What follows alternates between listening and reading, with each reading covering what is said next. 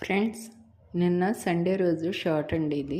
నేను ఇంట్లో food prepare చేయలేదు, బయట నుంచి తెప్పించా. అందుకే మీతో షేర్ చేసుకుందాం అనుకుంటున్నా.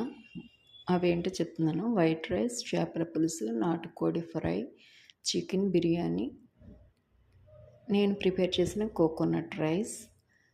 ఇన్ని తిన్న తర్వాత మనకి స్వీట్ తినకపోతే కంప్లీట్ అవ్వదు కదండి లంచ్.